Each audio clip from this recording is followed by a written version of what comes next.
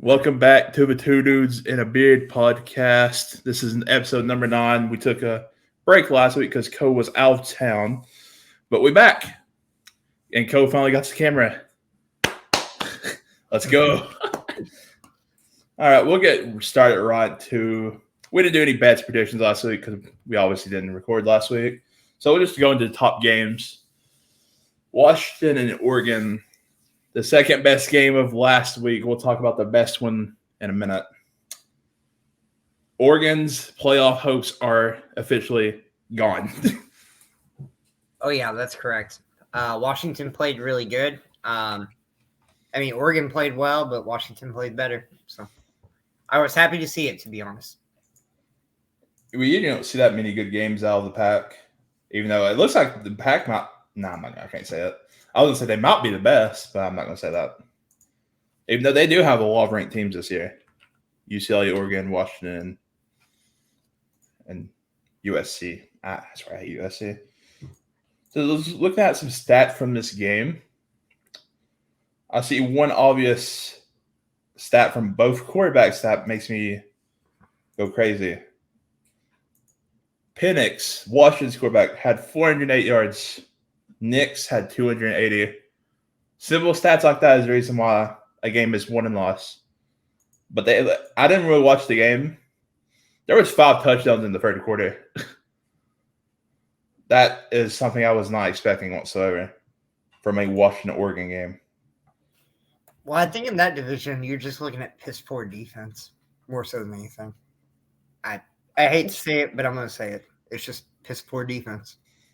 1 turnover for both teams. Yeah, that's what you can say. There has to be something obvious that went wrong for Oregon. They dominated the rushing game. Yeah, I guess Washington's passing just was better than Oregon's rushing. I guess that's what we say for this one. All right. We'll move on to – oh, boy, here we go. Vanderbilt won their first SEC game in 26 games versus Kentucky. It was 24-21 at Kroger Field. You didn't watch the game. I unfortunately did watch the game. I did not enjoy watching the game. It was like halfway through the third quarter, I was like, okay, this is probably going to be a loss, and I will take it on the chin. I have not said anything to anyone about this game, but now I will. Fire the offensive coordinator. I could not agree more. Kentucky's strength is obviously their defense. Their offense has looked good at times, but at times it's absolutely fucking horrible. And, losing to Vanderbilt at home, honestly, I'm surprised that Bob Stoops was not walked out of Lexington and sent home. Mark Stoops. Or Mark Stoops, sorry. But it's more of the offense coordinator. You can't let your top 5 pick who knows at this point. You can't let your top 5 pick Will Levis only throw for 109 yards versus Vanderbilt. You have to get more, even though Rodriguez. So obviously Rodriguez was going to do something, right? 162. Obviously he was going to do something. They just need more of the passing game. This is supposed to be our best quarterback in a long time, our best wide receiver core in a long time. But now it's looking like dog crap. Yeah, and our best running back that we've ever had in a long time as well. Or are we talking? What's the definition of a long time for Benny Snell? Yeah, that is true. Okay, JoJo Kim. Okay, Kentucky just has a lot of good running backs, but Chris Rodriguez will probably end up being number 1 before he leaves, depending on his performance tomorrow. We will not talk about UGA and Kentucky. I do not want to talk about it. We will not talk about it. Who knows how that game's gonna go, but Co has put some money on it, so we'll talk about that when we get to the bets. We'll move to the game of the week. Bama and Ole Miss. Ole Miss had a piss poor play calling at the end of the game and lost at home to the Tide, 30-24. Did you watch this game, or were you just busy? I probably caught about half of it. But I can say that I agree with you that this is 100% on Lane Kiffin, and they need to do some soul searching and figure out what the hell they've got going on over there. Because, if they're going to call plays like that, then it's not going to go their way. Not in the SEC. It's more like their team just didn't. They should have won the game. They had their chances. It's like when Kentucky played Ole Miss. We should have won the game. We just didn't take our chances. Ole Miss is the same boat versus Bama. Bryce Young was great as always. 2-0 for 3 touchdowns. Dart played all right. 212 for 1. But obviously Judkins always did something. We expect a lot of him. He's producing every week. One Freddie Fall for 2. He's the future SEC running back.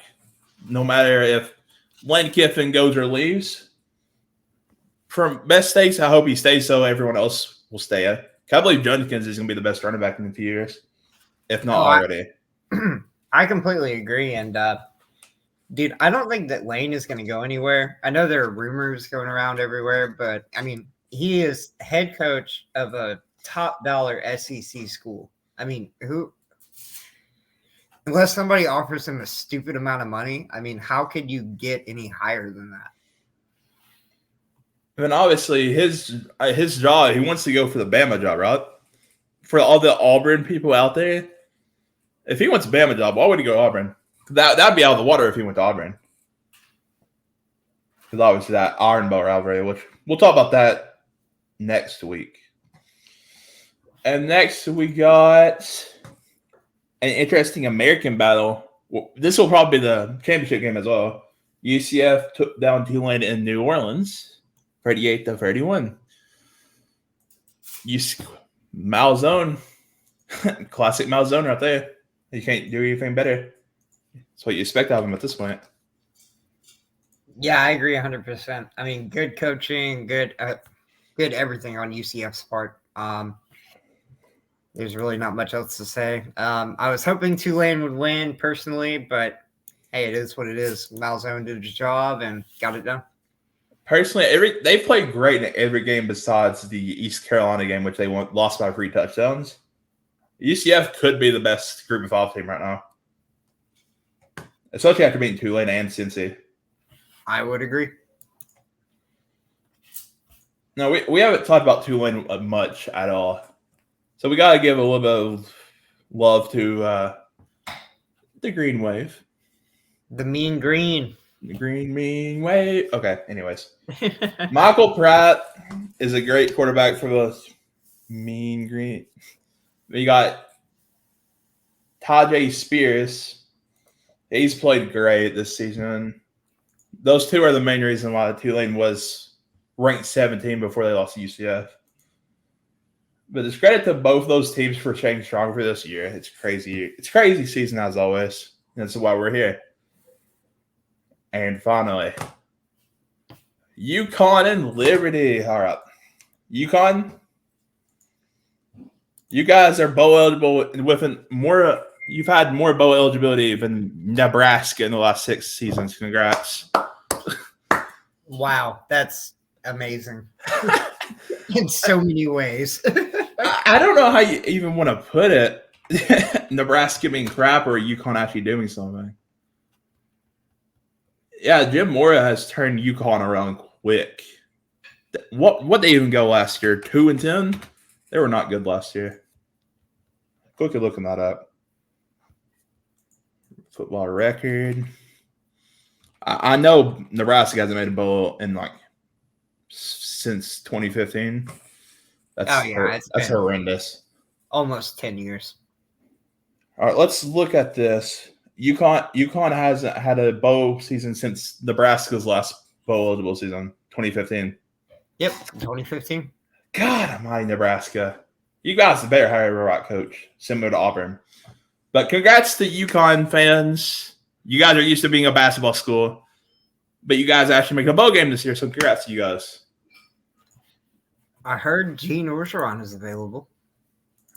He's always available. Just saying. I also heard Hugh Freeze maybe looking at the Auburn job. That's maybe. That's all I'm going to say for that. But it would not surprise me at all. Well, let's look more into this Liberty and UConn game. It was 33-36. Note that neither team played bad. We know how good Liberty is. UConn was just better. Their stats doesn't say they're better, and they're not. Are obviously. It's just one. It's you can win any given weekend and lose any given weekend. What happened to Liberty? They beat Arkansas, lose to UConn. Simple as that. Yeah, I mean, I do wonder if it paints a picture of how bad Arkansas is. You have to think: is Arkansas actually that bad? It's hard to say. I mean, I like their coach. I like Pittman. I think that he's going to get that ship kind of righted the right direction. But I think at the point that they're at right now, yeah, I think they're that bad. When you look at UConn, they've won like 5 games over the last 6 seasons. They have no room to beat. They could beat Arkansas this year, arguably. So they went 1-11, 2-10, 1-11, 3-9, 3-9. Okay.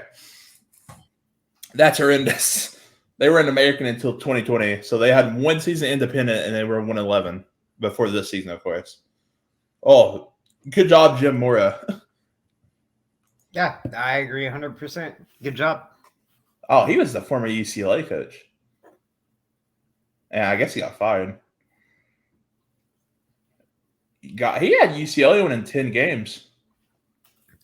Fair enough. Jim Mora's a good coach, I'd say. God, if anyone can get UConn eligible, you got to be a good coach. Oh, yeah, no shit, right? No offense to UConn fans. You've got a senior program over the last 6 seasons. Anyways, we'll move to some news. Scott, what's his name? Jeff Scott got fired from USF. No one really cares about USF. They're bad. Anyways, we'll move to some sad news. You guys know the Virginia players.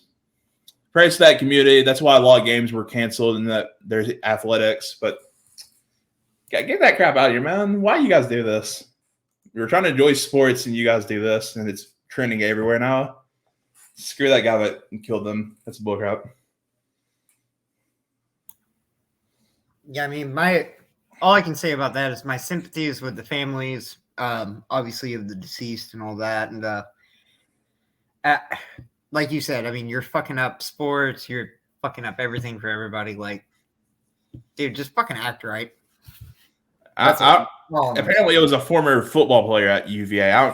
I'm not going to get into it. You got to control yourself no matter how you got treated or what. I don't know what happened to him, but you got to treat yourself better, your former school better than that, no matter what happened. We'll move away from that. We'll talk about the NFL game of the probably going to be game of the year. The Vikings and the Bills. All right. The final 2 minutes were havoc. I don't even know how to explain it at this point. That was a crazy game. Oh, my goodness. That was amazing. The Bills took over the ball at the 1 yard line, and there's probably like a minute left in the game. And Josh Allen ended up fumbling it. And the Vikings defense got it, scored a touchdown, sent it to overtime. And afterwards, the Vikings ended up winning. I don't know how to explain it either, but it was fucking awesome. So I was reading some tweets on that. So apparently they said it was not actually a fumble from Josh Allen. They said that the O-lineman had a bad snap and it hit his crotch. Yeah, so it was on the center, ultimately. But either way, it's center. But the connection between them two were not there, and it led to Vikings touchdown. Yeah, I would agree. Both quarterbacks played all right. Josh Allen always had that fumble, but he had 2 interceptions as well. So Kirk Cousins also had 2 interceptions. More under wide receivers playing good at this game. You see that Justin Jefferson catch? Oh, dude. Yeah. Or multiple catches. One-handed. I mean, he came down with it. It was a tie between him and the cornerback. And, I mean, the rules clearly state that the tie goes to the offense. So I don't know how he stayed up off the ground, to be honest. The ball was like right there, and he just barely kept up. That was crazy. Yeah, no, it was insane. Would you say right now he's the number 1 wide receiver in the league? It's up there. He's up there for sure. Top 3 for sure. You can argue for 2 others. I'm thinking off the top of my head. Yeah, I mean, I would say he's top 3 for sure. I mean, I think Jamar Chase is a out fucking there. badass. And if he returns when he's healthy and he does that, he'll be number 1 for him in my heart, obviously. Let's Right. see. Yeah, no, Jefferson is definitely up there. I love how we just brought up 2 LSU wide receivers in the same year. Go Tigers. That's all you can say. Go Tigers. Man, more on this game. Delvin Cook was insane for the Vikings. He clutched up whenever they needed him to do, or when they needed him, especially in overtime. Josh Allen had the most rushing yards for the Bills. I see why they lost now. No, he's a great rusher. He's a great running quarterback. Oh, But he shouldn't have to run that much. He almost had double the yards compared to Singletary's 47, and Allen had 84. He's a great runner, yeah. He's a Levis-ish. That's why people compare him to Levis to Allen. But he shouldn't be rushing the most on your team. No, absolutely not. And definitely not against a team like Minnesota. Can we just talk about how good Minnesota somehow got? They got more wins than last season, I believe. Vikings 2021. I believe they only had 7 last year or 6. I'm probably going crazy about that. They had 8. Okay, so they matched their total from last year in 9 games. That's crazy. Before we move off the NFL, we got to talk about the Packers real quick. What the world is going on there? Dude, fuck if I know. We talked about how are the Packers so bad. They lost to the Cowboys. They lost to the Lions. Lost to the Commanders. Hey, they lost to the Titans last night as well. So I don't know how you explain how they're so bad. I guess they don't have any good skilled players, right? Packers have Aaron Jones and the Lazard. That's 2 out of the 5 you probably should have. Compared to the Vikings, you got Hawkinson, you got Cook, Thielen, Jefferson. Let's see that. I guess that's just a major difference between good team and a bad team. Yeah, no, I mean, I think LaFleur has a problem going on over there in Green Bay. I don't think he has a shortage of talent. I think that he has plenty of it. I think he just needs to figure out how to screw the pieces together. Because look at this crap. Randall Cobb was their leading wide receiver yesterday. Look, I love Randall Cobb, obviously. UK, I love Randall Cobb. But the man's 30-something, 32. And you have Alan Lazard and Christian Watson. No way that Randall Cobb should be leading you in receiving yards. No, not at all. But good job to Mr. Randall Cobb. Yeah, right. We still love you, Randall Cobb. We remember what you've done for the UK before Stoops got here. Stoops, F you. Anyways, any other NFL we want to talk about? Wait. Should we talk about the Jets and Giants before we move on? Since we haven't really brought it up that much. Yeah, might as well. The Jets and the Giants are both doing badass. I actually picked up from my fantasy team the Jets defense, and that actually won me the game week before last. Oh, I was running Dallas's defense, and my wife, who is also your sister, is a Jets fan, and I picked up the Jets defense because they needed one because Dallas was on a bye. Yep. And they got like 15 points. I don't know what's happened to these two. Yeah, and don't ask how she's a Jets fan, guys. None of us know. Anyways, I don't know how they turned it around so quick. Jets and the Giants. Even though we were talking about the Jets there. But both of them teams were trash. They had top 5 picks last year. I mean, they just turned it around like that. Makes it insane. Yeah, no, they turned it around quick, and I kind of expected the Jets to be better. The Giants, that's kind of blowing me out of the water. Like I don't even know what to think about it. We can just say how good the NFC East is this year. Actually, Eagles 8-1, Giants 7-2, Cowboys 6-3, and the Commanders are 5-5. That's the only division I believe in all of football that has every team above 500. I believe. Yes. Yeah, I believe you're correct. And, that's crazy. Yeah, I mean, I think everybody going into the year thought that it was the Cowboys' game to lose, and it's proven otherwise. I don't know how the Commanders beat Packers. I will be honest. I can't even explain that one. But good job to. Is it Heineke? Yeah, Taylor Heineke. Yeah, good job, Tyler Heineke. I don't know how you're doing it. You got the Commanders, one of the worst teams in football, to 5-5. I don't know how you done it. Other than that, I believe we're good now, right? Yeah, I think so. I was going to say we're going to talk about the worst division, but there's a lot of contenders for that one. But we'll just move on from that. Took too much time on NFL. This is a college football podcast. We'll move on to the predictions. I usually have notes prepared for this, but I don't this week. I've been busy, as so have you. So let's get right to it. Utah, number 10 Utah is at number 12 Oregon. This is actually one of my bets, which we'll see later in the podcast. But I'm going with home field advantage. I think Oregon takes it home. When we look at the quarterback situation in this game, I feel like Bo Nix has the advantage over Cam Rosen this season.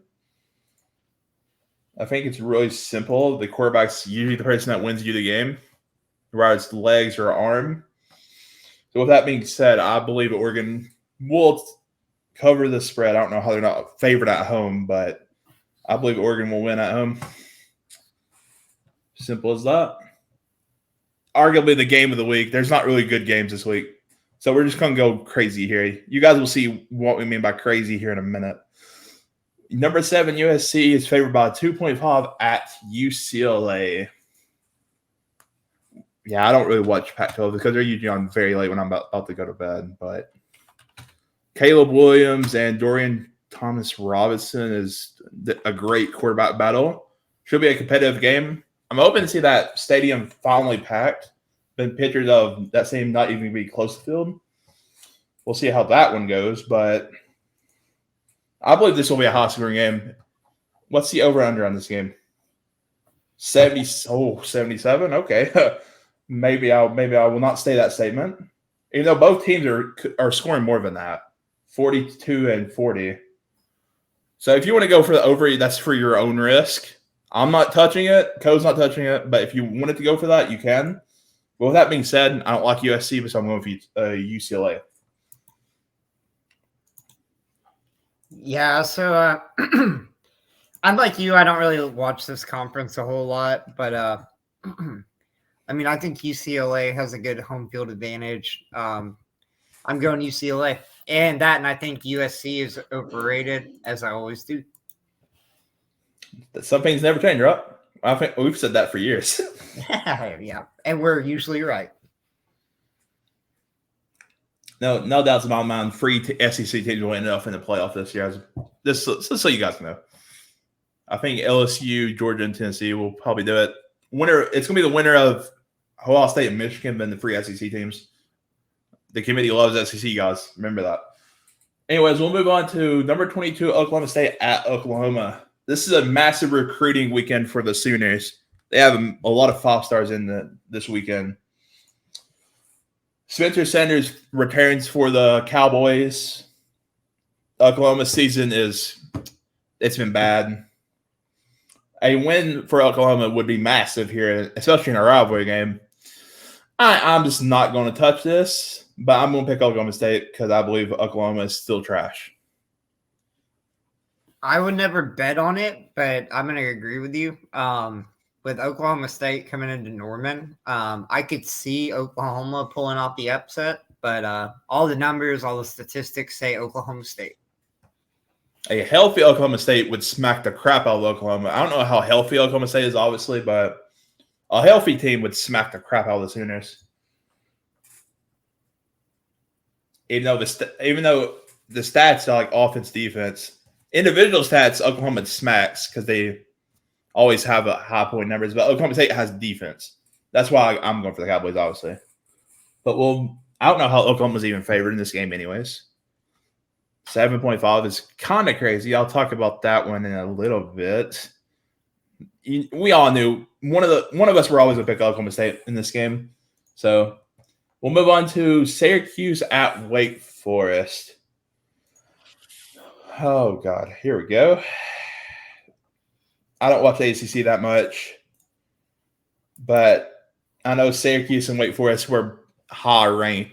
I know Wake Forest was 10 and like Syracuse was 12 or 13 at one point. But they raced Clemson and they went to crap. But I'm going with the team that has home advantage. I'm going with Wake Forest. So I'm going to do the same thing. Syracuse was ranked number 10, like you said, and they kind of had a fall from grace over time. Unfortunately, I don't foresee them being able to recover from that. So I'm going Wake. They'll still make a bowl game, guys. Don't worry. They already got that 6-win mark. Yeah, they will, for sure. But Wake Forest is just better offensive and defense at this moment in time they are. And we'll move to the SEC for the next two games. We'll start with Ole Miss at Arkansas. Ole Miss is 2.5-point favorites going into Fayetteville, especially coming on a loss to Bama in Oxford. So this is actually one of my favorite bets of the week. I'm going to go Ole Miss. And I'm happy with going Ole Miss and giving up the 2.5 points, which we'll talk about later. But Ole Miss all the way. For a week in the SEC, this may be one of the better. It is the best game probably. South Carolina, Tennessee, UAB, LSU. Yeah, it's probably the best game in the SEC this weekend. With that being said, I like Lane Kiffin after losing. They lost to Bama last week. But going to Fayetteville could cause some trouble, but I think Ole Miss will pull it out, and I got Ole Miss. And we usually go with ranked games only. But for the rest of the season, we're going to go crazy. We have Massachusetts at Texas A&M. A&M's 32.5-point favorites. Don't ask me how. Ole Miss. A&M has only averaged 21 points a game this season. They are absolute garbage. UMass averages 14, so I'm expecting this game to be absolutely bad. So, since my predictions have been scuffed all season long, you guys know I'm negative about 20 or something, or 10, whatever, but I'm going with UMass. I love upsets. So I'm actually going to do the same thing. I think Jimbo Fisher knows that he's on the way out the door. If he doesn't, then I have no fucking idea what he's thinking. I don't look for A&M to put up any kind of performance. I'm going for UMass. And our final prediction of the week, I'm pretty sure we'll have all running games last week, plus Kentucky and Louisville. But the final one we're getting off with, Colex Mississippi schools. And we talked about adding Southern Miss to the podcast at least once for predictions.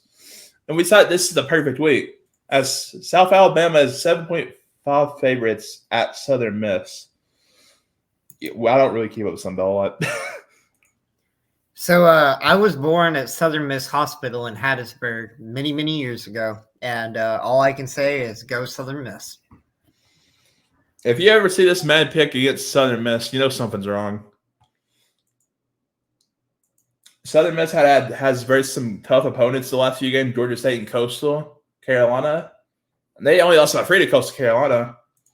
And South Alabama has looked really great under what's that man's name? I mean, no, that's not Clay Hilton. We'll see. I was thinking of Georgia Southern there for a minute. But South Alabama has looked really good this year, defense and offense. But this is a trap game for are they Jaguars? Yeah, Jaguars. Because they probably play no one next week as well. They play Old Dominion. Arguably, Old Dominion's better than Southern Miss. Arguably, I'm not saying that. Oh, Old Dominion should have won games that they lost. I'm just rambling on for long enough. I'm just going to Southern Miss. I like upsets. You'll never see me and Copic against Southern Miss unless it's an arguable, logical prediction. we haven't really watched them this year, either one of these teams, so we're just going out with a limb here. You're from Southern, you like Southern Miss. You're from some Hattiesburg. I'm always going back with you, Southern Miss. I don't know Sun Belt that well, but I do know South Alabama is good this year. But I like upsets, so hey, Southern Miss, what's up? Let's go, Southern Miss. Well, they're playing in Hattiesburg. I mean, it ain't the easiest place to play. I think Southern Miss has been good at home this year. Yes, they have. They have, yeah. So who knows what we're going to get in this game? They only lost to Liberty in 4 overtimes. Yeah, I did not realize that. They've lost 2 home games, and one was in 4 overtimes. So I mean, it's hard not to back them. So Southern Miss is the pick for us. Here, I'll let you go first for the bets. Bets, Tom. Let's go. All right, sounds good. Let's make some money.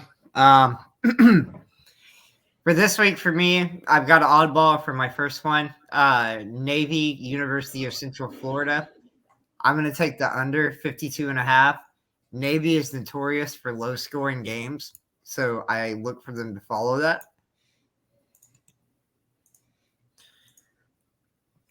This one is a tough one for me. Kentucky and Alabama. I'm going to take Kentucky. Georgia. Georgia. Getting 22.5 points. I don't think Kentucky will win, but in Lexington, I think Kentucky will cover. Ole Miss giving up 2.5 against Arkansas.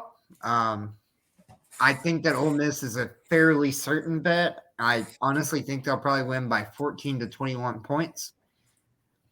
And then Oregon 2.5, getting 2.5 is my fourth bet. That's kind of a wild card. It could go either way, but I feel very good about it. And now this is obvious for me. I never pick schools I love. Co-pick free schools I like. I like Ole Miss. I love Kentucky, and I like Oregon. I never pick schools I like. And I did that today. Crap, I didn't realize that. We'll start with that school. LSU. They're racing UAB in Baton Rouge. Definitely will be.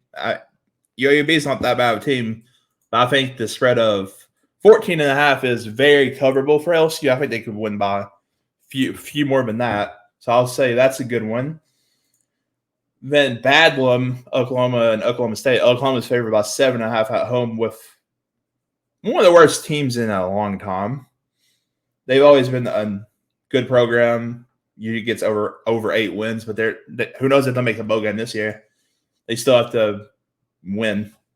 So I think Oklahoma State plus 7.5 in Norman is a good one. It's sneaky, but I think it's a good one. Then Oregon State is versing, I believe I don't remember who it was. They're 7.5 point favorites, and I believe they will win by a lot more than that. Let me see who they're playing. Where are they at? Yes, Britt, good job. Oregon State's actually ranked. I didn't even realize that.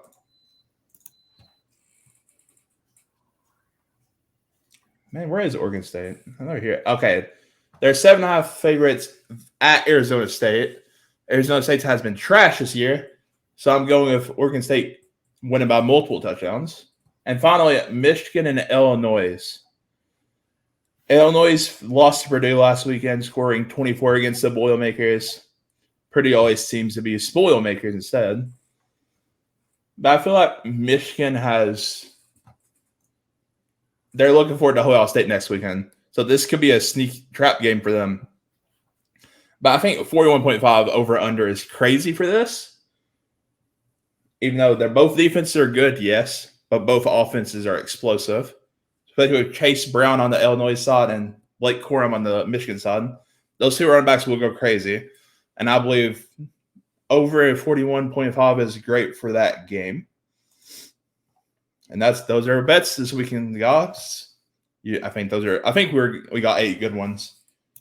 Oh, I agree. I think we're gonna make some money this weekend. And we got some outsider bets that we talked about before this. If you guys wanted to, we talked about UMass and Texas A&M. That 32.5 for Texas A&M is kind of crazy. So you guys could do that one. And then you could do West Kentucky. I think it's 5.5 versus Auburn. West Kentucky has explosive offense, so I think they'll score points on Auburn's defense. It's just a matter of what Auburn will get. A very happy Auburn or a crappy Auburn. But those are our outside bets that we've discussed. Do you want to add any others to that? Those are not our bets. Those are outside. I think that pretty much covers it. I'm not going to take Western. They kind of make me nervous going up against the SEC team. Oh, yeah. But if you want to go on a wild card bet, that would be the one that I would do. Yeah, because neither team averages over 35 points, and the spread's almost 35. So, I mean, it's crazy. And we'll move to our top 5. You guys will probably see this one. It will look really familiar to you guys. I've had this top 5 for 3 weeks now. Well, after the Georgia-Tennessee game. I have Georgia number 1, Ohio State number 2, Michigan number 3, TCU number 4, and Tennessee number 5. Nothing's changed. It'll change soon whenever good old Ohio State and Michigan play. But other than that, nothing changed for me. All right, so for mine, I have the same teams, just in a little different order. I have Georgia number 1, Michigan number 2, TCU number 3, Ohio State number 4, and Tennessee number 5. It's as simple as this. We know my number 2 and 3 play, and his 2 and 4 play. That'll be whoever wins that game will likely be in the playoff. The other one will not be. But if Georgia shouldn't lose to Kentucky or Georgia Tech, then Tennessee has to hope TCU loses, because it could be going to the wire for them. Oh, we got to talk about LSU there. I think they're at 6 or 7. They have an outshot chance. If they beat Georgia in the SEC championship, there's no doubt they'll be in. Oh, they'll be in if they beat Georgia. I just don't know if that will. Yeah, I don't. It's in Atlanta, so yeah. And then USC was the number 7.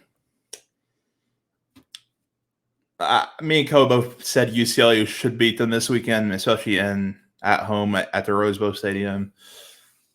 If USC makes it, they'll get smacked by Georgia. They will not be 2nd or 3 seed. They'll be the 4th seed no matter what happens. Tennessee will be above them no matter what happens.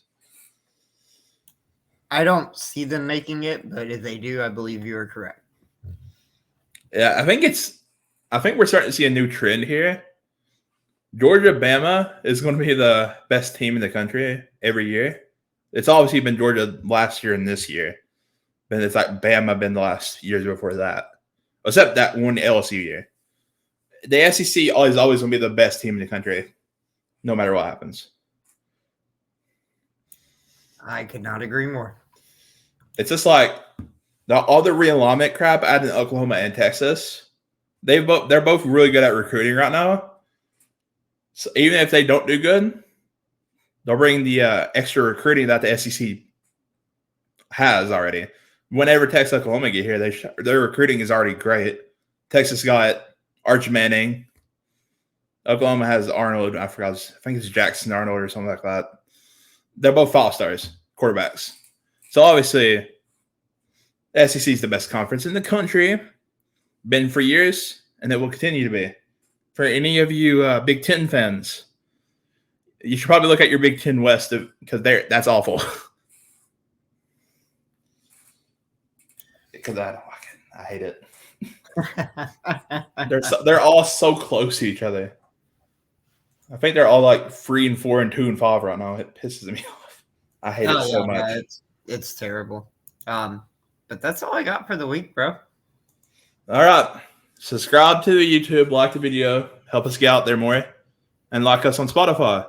We hope you guys have another great college football Saturday. And we are hopping out of here. Peace out, everyone. Go Cats. And go Tigers.